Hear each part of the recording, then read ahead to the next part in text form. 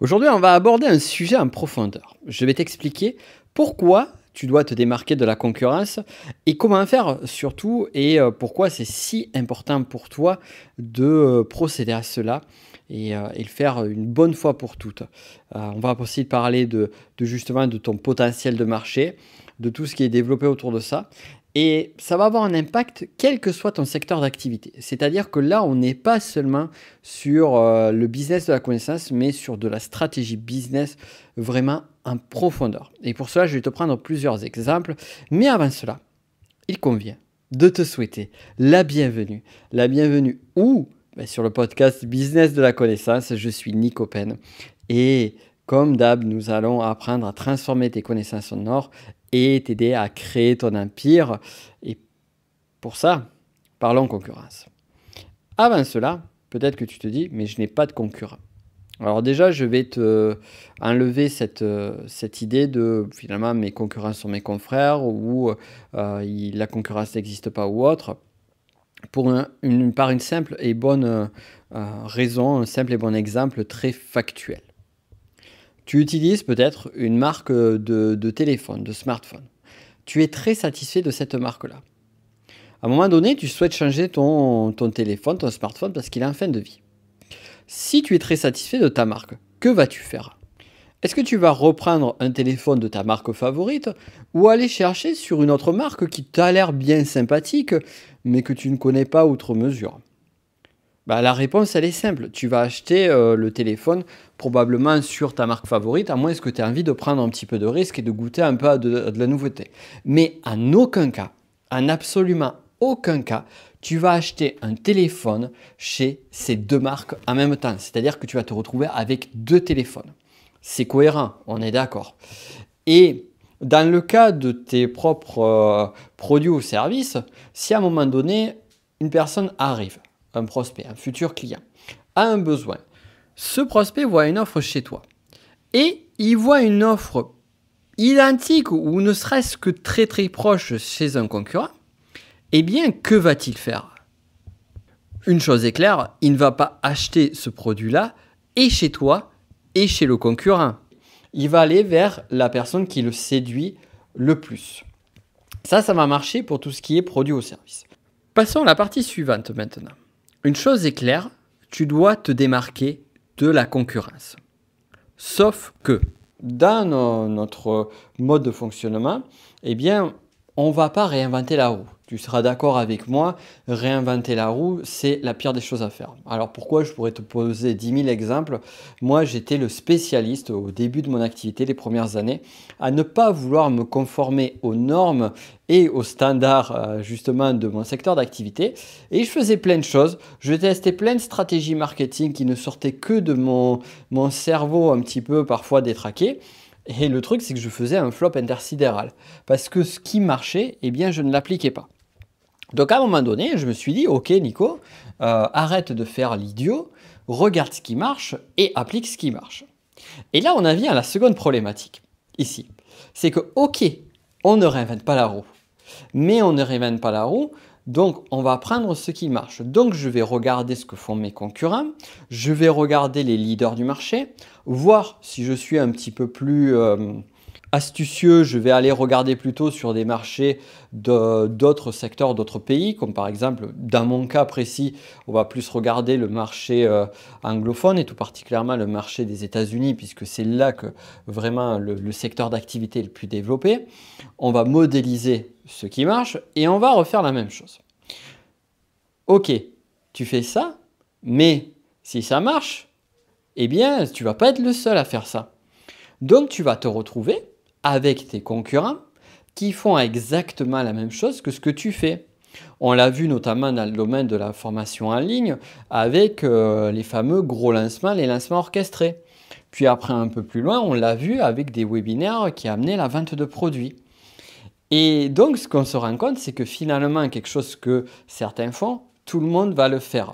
Et à un moment donné, la question se pose pour un client, parce que mets-toi toujours dans la tête d'un client, et si tu te mets dans la tête du client, tu as compris exactement la clé fondamentale pour arriver à réussir dans ton activité professionnelle. Mais bon, ça, c'est un autre sujet que l'on verra et que l'on a déjà vu sur différents podcasts. Bref, tu te mets dans la tête de ton client et ton client voit 4, 5, 6 personnes qui font le même type de lancement, le même type de vidéo, le même type de contenu qui marche, entre parenthèses. Alors d'après toi, qu'est-ce que va choisir ton client? Est-ce qu'il va choisir l'original ou est-ce qu'il va choisir la copie? Ou est-ce qu'il va choisir la copie de la copie? Et parmi toutes ces copies, où se trouve l'original? Est-ce que c'est toi l'original? Est-ce que c'est un autre?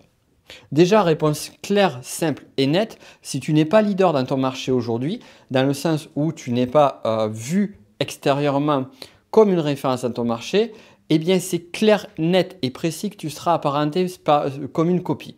C'est malheureux, c'est douloureux, c'est pénible et c'est dur d'entendre ça, mais c'est malheureusement une réalité que je me dois de mettre en avant. Et je me dois de mettre en avant cette réalité-là, pourquoi? Parce que je l'ai vécu. Je l'ai vécu moi-même. À un moment donné, quand tu arrives, que tu vas à des événements ou que tu discutes avec des gens et qu'on te dit « Ah tiens, j'aime bien ce que tu fais, on voit que tu t'es inspiré d'un tel ou d'un tel. » Ben là, quand on te dit ça, tu as perdu en fait. Tu as purement et simplement perdu puisque tu es la copie d'un tel ou la copie de X, Y et Z. Et c'est vraiment ce que tu dois éviter. Donc, je récapitule. On en revient ici parce qu'on part vite dans tous les sens, mais en même temps, c'est toujours super intéressant et puis c'est très stimulant pour moi intellectuellement de te parler de tous ces points-là. Donc, parfois, j'ai un petit peu ma pensée qui s'égare et je m'en excuse par avance. On l'a vu, donc effectivement, tu ne dois pas réinventer la roue parce que si tu réinventes la roue, eh bien ce que tu fais, eh bien ça aura qu'un faible impact parce que c'est un peu comme si tu voudrais à un moment donné construire une voiture sans regarder les plans, les modes de fonctionnement des voitures. C'est un peu ça. Donc du coup, ce que tu vas faire, tu vas faire comme ce qui marche, tu vas modéliser ce qui marche, peut-être tu as déjà modélisé ce que je fais moi ou ce que font certains de mes confrères. Tu refais ça et après, à la sortie, tu te retrouves, tu es le clone d'un tel, d'un tel, d'un tel. Donc ici, c'est mort. C'est-à-dire que là, tu n'as pas ce qu'il faut pour pouvoir te démarquer de la concurrence. Maintenant, moi, ce que j'ai envie, et là où je veux t'amener, c'est à la clé fondamentale, et j'insiste là-dessus, et ce n'est pas une exagération marketing ou autre, la clé fondamentale pour pouvoir véritablement te démarquer de la concurrence. Pour ça, on va revenir à certaines marques, et notamment à 2 marques en particulier, dont notamment 2 marques que sont Apple et Starbucks. Alors, je pourrais t'en citer plein d'autres. Je pourrais te citer notamment la marque, donc du coup, j'en parle, tu verras le lien juste en dessous, également de la marque Desigual, qui va dans ce sens-là. On peut en trouver dans plein de domaines, des marques qui sont un peu, pas des outsiders, parce que certaines d'entre elles sont des leaders du marché. Apple et Starbucks sont justement les exemples concrets. Et bien qu'Apple fut un outsider à un instant donné, mais c'est surtout des marques qui se différencient de leur concurrence. Elles se différencient au point qu'elles polarisent. Elles polarisent à un point que soit tu aimes, soit tu détestes. Moi, je connais des gens qui détestent Starbucks. Perso, moi, j'adore les Starbucks. Et ce qui est fou, d'ailleurs, sur Starbucks, moi, j'adore aller dans les Starbucks. Dès que je vois un Starbucks quelquefois, tu vois, là, actuellement, je suis au Chili pendant quelques mois. Et je me baladais, c'était samedi, je me baladais le long de la plage à Viña del Mar et je vois un Starbucks. Et instinctivement, qu'est-ce que j'avais envie de faire? J'avais envie d'aller dans le Starbucks, me poser tranquillement parce que j'adore le lieu, me prendre un mochaccino ou quelque chose qui finalement coûte une blinde si on regarde par rapport à un café classique. Et c'est ça qui est drôle, c'est que j'aime, ça me plaît, j'adore l'expérience Starbucks alors que ça coûte une blinde. Purement et simplement, disons-le tel qu'il est. Et donc, ces marques, Apple, Starbucks et autres,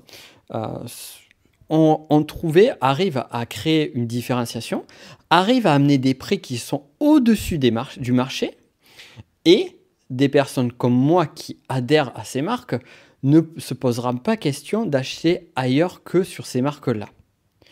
Tu vois, autre exemple tout simple. Le chargeur de mon Mac m'a lâché la semaine dernière. Et donc forcément, eh bien, je vais acheter un autre chargeur de Mac. J'arrive, je vais dans un magasin affilié Apple ou quoi que ce soit. J'achète le chargeur, bam, 100 euros. 100 euros le chargeur. Je sors du magasin et je me dis, mais c'est une blinde, quoi. Et oui, oui. Et du coup, j'en ai profité également pour regarder les tarifs des MacBook Pro parce que ça faisait un moment que je n'avais pas regardé les tarifs pour voir pour le changer plus tard. Bref, je vois les tarifs et puis là, pareil, je me dis, ouais, quand même, c'est comparativement au reste du marché, c'est une blinde. Pourtant, je sais que le jour où je prendrai la décision de changer mon Mac, eh bien, je reprendrai chez Apple. Et pourquoi est-ce que je suis prêt à payer aussi cher? Eh bien, parce que justement, il y a tout un univers, il y a énormément de choses qui font que, eh bien, je ne retrouverai pas ça chez la concurrence. Donc là, c'est un des points clés également. Et l'autre point où je voulais t'amener, c'est que au-delà du clonage marketing, pour ces marques-là, eh bien, qu'on prenne Apple, Starbucks, ou même par exemple des grandes marques de voitures ou de montres ou autres, tu vois, des marques de luxe ou autres, c'est des tueurs en marketing. C'est juste des tueurs. Ils ont des stratégies vraiment de fous dont on n'a même pas idée tellement elles sont avancées avec beaucoup de choses qui travaillent sur l'inconscient et autres. Bref, peu importe. Tout ça pour dire que finalement ces marques arrivent à créer une différence, arrivent à se démarquer des concurrents littéralement, arrivent à avoir des prix beaucoup plus élevés que la concurrence et en plus de cela, cerise sur le gâteau, eh bien elles créent un engagement de fou. Se référer à mon expérience personnelle qui justement n'est pas la seule. Je suis sûr que de ton côté à toi aussi, tu as des marques que tu apprécies, donc tu n'es pas fan forcément en particulier, parce que tu vois, par exemple, moi je ne suis pas fan de Starbucks. Starbucks, je peux très bien aller sur quelque chose d'alternatif à Starbucks. Par contre, Tommy's Dinner, je ne sais pas si tu connais Tommy's Dinner, alors ça par contre je suis fan de Tommy's Dinner. On a la chance d'avoir à Toulouse, d'ailleurs dès que je rentre à Toulouse, je vais au Tommy's Dinner. Voilà, ça aussi c'était la petite parenthèse. Mais là aussi, pareil, Tommy's Dinner, si tu connais le lieu, si tu connais la marque, eh bien, pareil. Les stratégies business sont très bien faites, la franchise est très bien développée, le service client est juste exceptionnel et on a tout, on a vraiment tout. Et toi, tu peux arriver à le faire aussi. Toi, tu peux arriver à le faire. C'est-à-dire que là, je t'ai donné des exemples de grandes marques. En parlant de Tommy's Dinner, on rentre sur une gamme de restaurants qui est déjà superbe, mais on est déjà un cran en dessous d'Apple et Starbucks, forcément. Et dans tous les secteurs, on peut arriver à faire ça. Alors, comment tu vas arriver à faire cette différence-là? Comment tu vas arriver à te démarquer de la concurrence? Eh bien, pour cela, je vais te donner des exemples concrets. Et des exemples qui ne sont pas liés à des marques, on va dire, de brand classiques, mais des marques personnelles. Tu connais peut-être le YouTuber Kazi Neistat. Kazi Neistat, c'est un gars qui, il y a quelques années en arrière, a explosé sur YouTube parce qu'il a lancé des vlogs et il faisait un vlog par jour, mais des vlogs d'une qualité juste exceptionnelle avec un storytelling de fou. Il a créé vraiment un univers autour de son personnage. C'est le gars qui arrive avec son longboard électrique, avec ses lunettes un petit peu spéciales. Il est arrivé à New York dans son espèce de local sur lequel il parlait de différents sujets, où il faisait plein de choses créatives. Bref, il avait tout un univers génial et il a embarqué tout le monde dans son univers. Et il a juste explosé sur YouTube. Et en l'espace de 6 mois, il est passé de, je crois, 500 000 vues à 1 million, 2 millions, puis 5 millions. Il était à 10 millions, je ne sais plus il y a combien de temps. Et à mon avis, il est beaucoup plus haut que ça. Autre exemple, en France, un YouTuber que j'ai eu la chance de découvrir avant qu'il ait les 5000 abonnés, qui aujourd'hui est à plusieurs millions d'abonnés, Thibaut InShape. Thibaut InShape, c'est un YouTuber qui à la base était un YouTuber, on va dire, de musculation, qui faisait du divertissement autour de la musculation. Et ce YouTuber-là, aujourd'hui, est devenu explosé très très rapidement, est devenu un YouTuber très connu dans le domaine du YouTube français même, pas que dans le domaine du secteur sportif. Et justement a réussi à créer une marque qui développe tout ça. Et toutes les composantes de Casinestat, toutes les composantes de Thibaut InShape, toutes les composantes de Apple, Starbucks, Tommy's Café et d'autres sont exactement les mêmes. Il y a un point qui regroupe absolument tout cela et un point sur lequel tu dois aller toi aussi. Quel est-il? Ben c'est simple, ça tient à 3 mots. Créer ton univers. Tu dois arriver à créer ton univers. Apple, c'est un univers. Starbucks, c'est un univers. Les couleurs, le logo, l'univers, l'univers, le lieu en lui-même. Le fait que quand tu arrives, tu vas avoir un gars qui va te demander ton prénom lorsque tu vas avoir ton café. Tu vas aller juste à côté pour récupérer ton café avec ton joli petit mug où tu es bien content avec ton petit nom marqué dessus. Tommy's Dinner, si tu vis l'expérience un jour ou si tu l'as déjà vécu, tu rentres à l'intérieur, tu as l'impression de rentrer dans ces restaurants des années 60 aux États-Unis.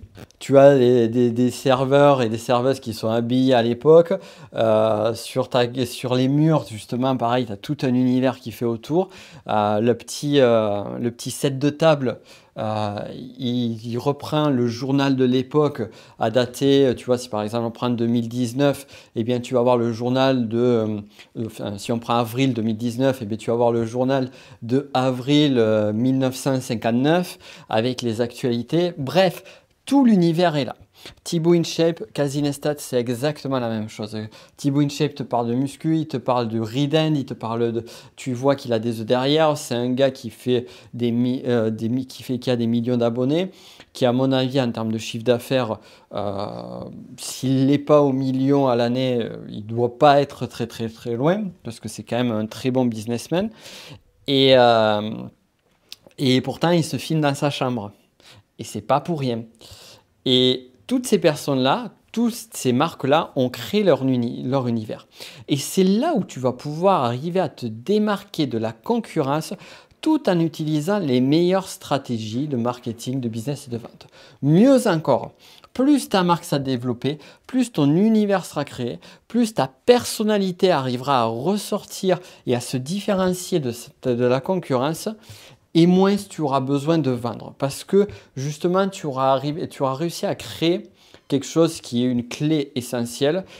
Et là on en vient à nos amis Neistat et Thibaut InShape, à créer un lien émotionnel, à créer un affect émotionnel suffisamment fort pour que justement tu fédères derrière toi. Tu vois, quand je te parle du Tommy's Dinner, moi je te parle avec amour, quoi. C'est vraiment ça. Parce que ce restaurant-là, parce que ces expériences que j'ai vécues à chaque fois que j'y suis allé, eh bien, ont réussi à créer cette relation et ce lien, on va dire, ce lien de cœur. C'est véritablement ça.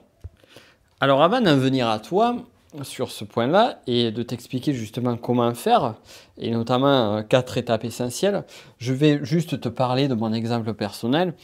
Eh bien, comme tu te doutes, moi je fais ça aussi et j'adore faire ça. C'est-à-dire qu'en fait, c'est même pas à la base une stratégie marketing choisie au départ, mais le fait de vouloir toujours sortir, de vouloir me différencier, c'est quelque chose qui est présent chez moi depuis tout jeune. Je me rappelle, mes parents ils me disaient, mais toi, t'es un petit peu bizarre. Toi, tu fais rien comme tout le monde. Et à l'école, certains élèves, ils me voyaient d'ailleurs, ils me voyaient moi et mes amis, mon groupe d'amis, on était un petit peu des extraterrestres. On était les premiers d'ailleurs à l'époque, à l'école, à avoir le skate et les pantalons larges, très larges, dans des petites villes. Je parle de ça, c'était dans les années 90. Donc c'était pas du tout la mode. Donc tu es arrivé, moi j'arrivais, j'avais un snakeboard. Je sais pas si tu connais le snakeboard, c'est un peu comme un skate qui était articulé. Donc déjà c'était un cas particulier dans le domaine de la glisse. Et j'arrivais avec mon truc comme ça en cours, avec mon pantalon large, avec des trucs, toujours des looks un petit peu bizarres. À la fac, c'était un petit peu pareil. Ah oui, il faut m'imaginer comme ça, il faut m'imaginer. Surtout avec les cheveux longs, c'était assez rigolo. Ce qui peut être encore plus difficile à imaginer aujourd'hui que j'ai une coupe de cheveux assez minimaliste, dirons-nous. Donc j'ai toujours créé cette originalité. Je l'ai gardé dans le domaine du boulot et avec ce côté un peu extraterrestre. Et je dois dire que dans le domaine, quand on est gamin, on a besoin de se différencier, mais en même temps, c'est pas évident de se différencier. C'est pas évident d'être dans ce côté-là. Dans le milieu pro, c'est pas évident non plus. C'est pas évident. Par contre, dans le milieu entrepreneurial, même si certains autour de toi te voient un petit peu comme un gars un petit peu bizarre qui fait ses trucs un petit peu bizarres, ils ne comprennent pas pourquoi tu fais tes trucs bizarres, bah c'est juste un avantage de fou. C'est juste un avantage de malade parce que ça va arriver à te dénoter des autres et à cultiver quelque chose qui va faire que tu vas créer un univers que certains vont adhérer, d'autres non. Mais dans tous les cas, on ne pourra pas te reprocher d'être comme les autres, d'être juste un clone, d'être juste du pareil au même avec les autres. Alors, l'univers, l'identité, on ne va pas la faire de façon de n'importe comment. Dans le sens où, effectivement, tu as ta crédibilité. Tu dois arriver à te crédibiliser, ça je vais te l'expliquer également, et tu dois arriver à te crédibiliser tout en justement amenant cet univers-là. Donc, dans mon cas précis, par exemple, est-ce que tu crois que c'est un hasard si je partage avec toi, au travers parfois de vidéos, parfois de podcasts, ou de contenu de formation ou autre, ma passion sur certaines parties de l'histoire et tout particulièrement la Renaissance.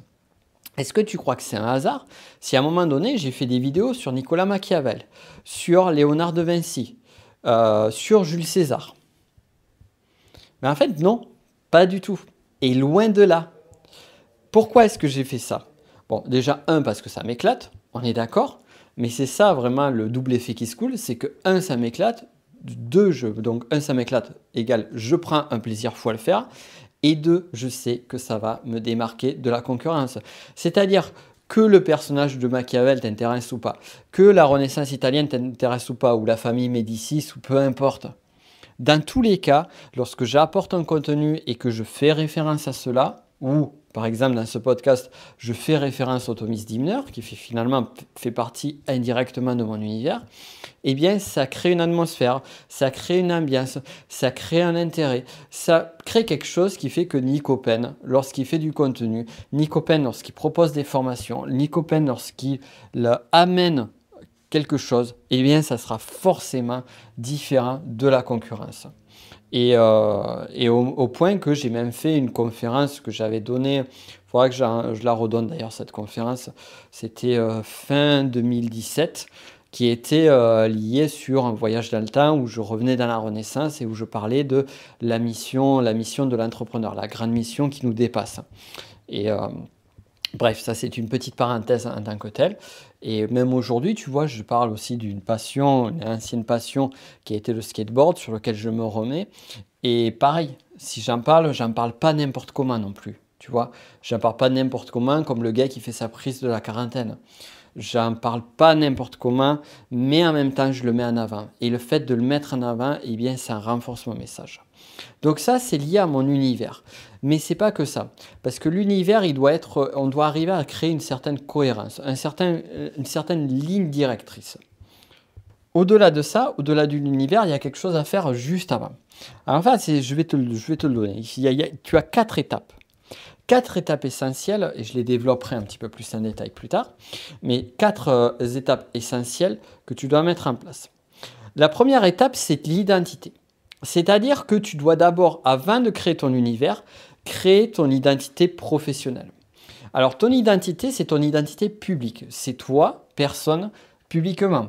Tu vois, par exemple, moi, Nick Open, c'est le Nick Open qui va être public, qui va ressortir, qui en même temps est une extension du Nick Open que je suis dans la vie de tous les jours.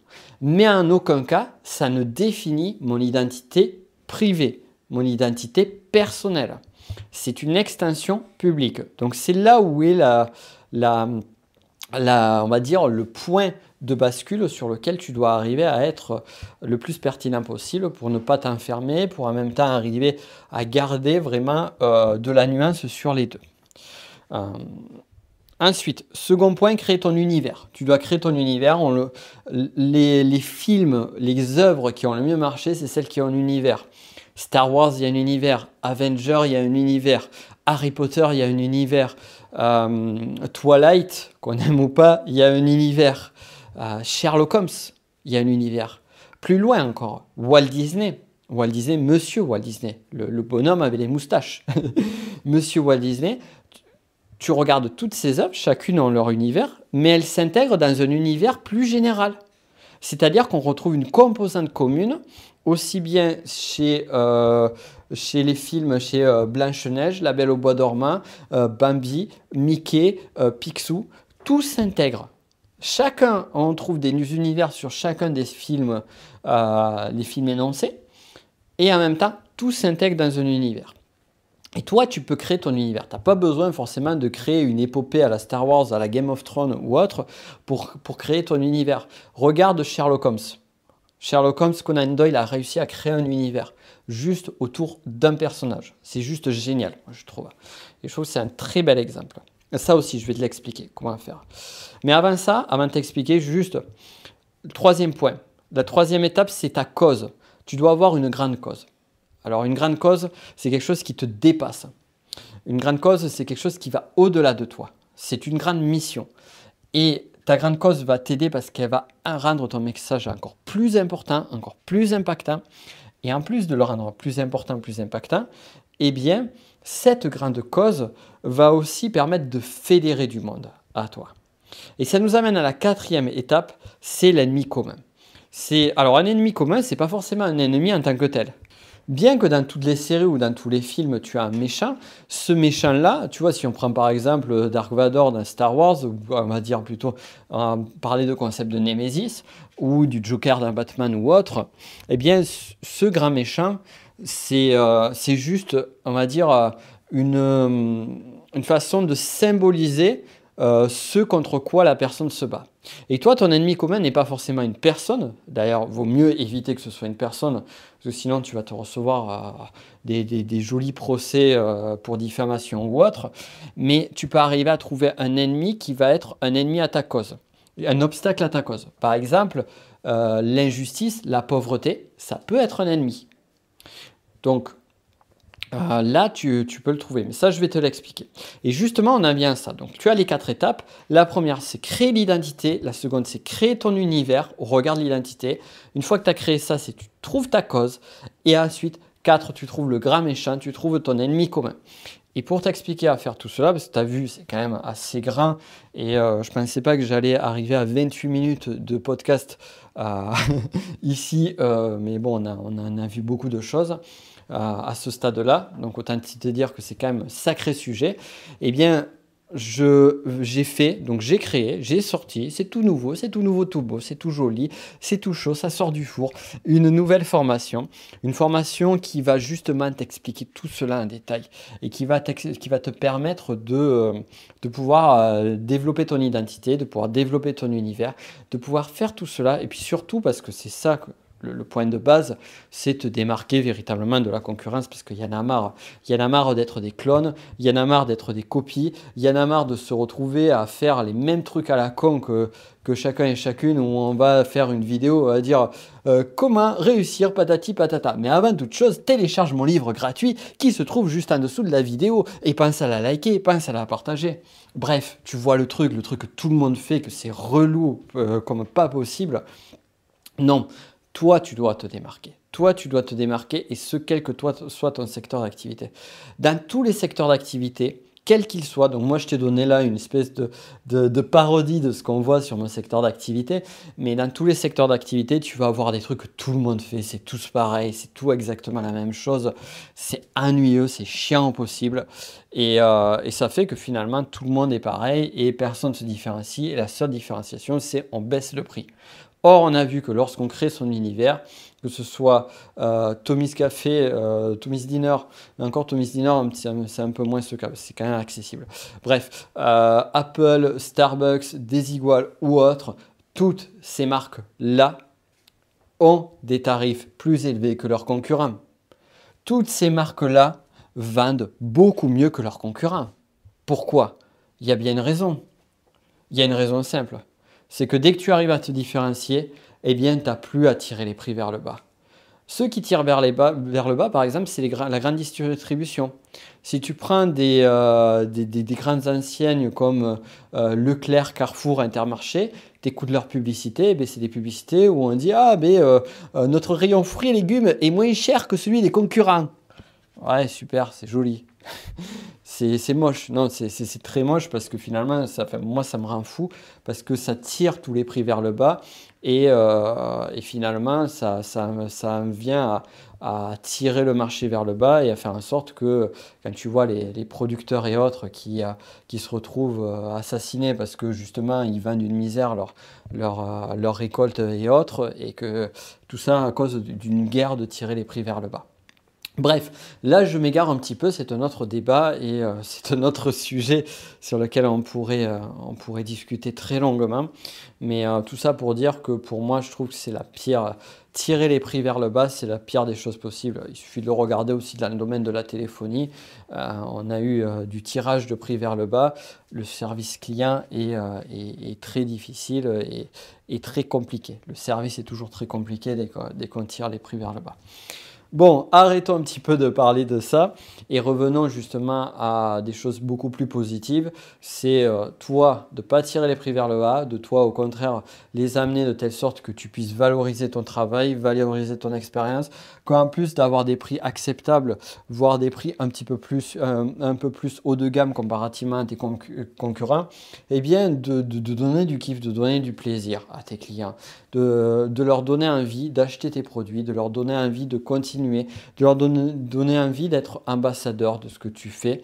Et c'est tout ça que ça va permettre. Rappelle-toi l'exemple Starbucks. Moi, je m'éclate, j'adore aller à Starbucks. Et pourtant, eh bien, c'est plus cher qu'un café classique. Donc, là est la clé. Donc sur cette formation, très rapidement, je t'en parle en détail, c'est une formation courte qui est vraiment ultra accessible. Donc profites-en, tu as le lien en dessous. Pour l'instant, il y a un tarif promotionnel. Comme d'hab, à chaque fois que je sors une nouvelle formation, j'aime bien faire quelque chose de très accessible sur le lancement. C'est donc l'occasion d'en profiter. Et cette formation, c'est une formation qui dure à peu près 2 heures. Sur la formation en elle-même, tu as donc 8 vidéos, 8 épisodes. Donc 7 plus l'introduction à la formation. Et sur chacun de ces épisodes, on reprend tous les points essentiels. On va sur les fondamentaux avant toute chose. Et après, on prend les 4 étapes. Et une fois les 4 étapes faites, on va à la 5e étape, à la 5e partie, 5e et dernière partie, on va dire, qui suit les 4 étapes, ce qui est la dernière pièce du puzzle manquante. Donc très rapidement, cette formation va t'aider à te différencier de la concurrence, à vendre plus et plus facilement, à créer un véritable engagement avec ton audience, tu vois, surtout si ce n'est pas le cas aujourd'hui, puisqu'on va créer un lien émotionnel plus fort. Tu vas prendre plus de plaisir à créer du contenu, comme moi je le fais en parlant de renaissance et autres, et partager ce qui te passionne, ça c'est juste génial.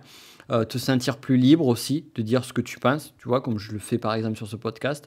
Éloigner de toi les mauvais clients, ça c'est bien aussi parce que tu vas plus polariser. Donc tu vas avoir plus de clients fidèles et les mauvais clients, ils vont plus dégager parce qu'ils vont être beaucoup moins, on va dire, beaucoup moins attirés par ton message, voire ça va les repousser fortement. Et ça c'est très très bien, c'est la meilleure chose que je te souhaite.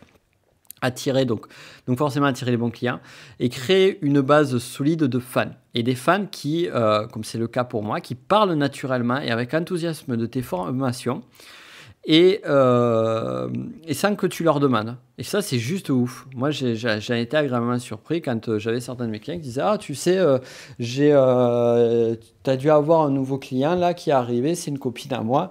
Je lui ai parlé de toi, je lui ai parlé de ta formation parce que j'ai adoré ta formation. » Et effectivement, oui, j'avais de nouveaux clients ou de nouvelles clientes qui arrivaient parce que les uns et les autres parlaient de mon contenu et ce n'était pas juste, tu vois, du bouche à oreille classique, c'était les clients. Donc, c'est juste génial. Donc, voilà la clé. Et sur la formation, sur les 2 heures, tu vas apprendre comment te démarquer de la concurrence, comme on l'a dit, cultiver ta différence pour vendre plus et mieux. Fidéliser ton audience, tu vas voir comment créer un lien émotionnel avec deux grands principes fondamentaux, ça c'est sur l'épisode 1. Les clés pour créer du contenu de qualité plus facilement que jamais. Comment avoir une armée de fans, comment définir ton identité publique, la différence dont je t'en ai parlé précédemment entre l'identité publique, personnelle et privée et publique. Donc l'identité privée et l'identité publique, le principe de l'aimant, on y reviendra, les 5 questions fondamentales pour créer ta fameuse identité publique. En fait, on va passer par un schéma de 5 questions. Et chacune de ces questions vont amener à la suivante qui va, à la fin, in fine, créer ton identité publique, ce qui n'est pas forcément évident à faire. Donc là, tu vas voir, ça va te simplifier le process, mais très, très, très rapidement. Les principes clés des films et œuvres littéraires à succès pour créer ton univers, dont on a parlé un petit peu aujourd'hui. Comment créer ton univers va faciliter le contenu. Comment concilier tes centres d'intérêt personnels à ton univers professionnel et comment ça va amplifier de facto ta marque. Comment donner un sens fort à ton business, donc tu vois la notion de cause. Comment ça va augmenter ton chiffre d'affaires, parce que c'est quand même aussi le but, c'est que tu puisses créer ton empire, ne l'oublions pas. Donc voilà, les grandes leçons aussi de Gandhi, l'abbé Pierre et Nelson Mandela, et pas que, qui vont apporter à ton business. Comment définir tes valeurs fondamentales, parce que qui dit grande cause dit valeur. Donc qu'est-ce qui est important à tes yeux, quelles sont tes valeurs, c'est quoi une valeur et comment les définir. Donc là on va voir plus clairement et simplement avec des questions aussi, des questions intelligentes. Comment rallier à toi un plus grand public grâce à ces valeurs. On va parler aussi donc, de Joker, de Dark Vador, de Lex Luthor et comment ils vont aider à développer ton business. Comment trouver l'ennemi commun à tes clients et pourquoi c'est si important. On va parler du concept de la némésis et les principes psychologiques avancés de vente qui sont cachés derrière. Et je t'expliquerai la dernière pièce du puzzle et pourquoi cette pièce va tout changer, c'est pas peu, mais va tout changer sur l'avenir de ton business.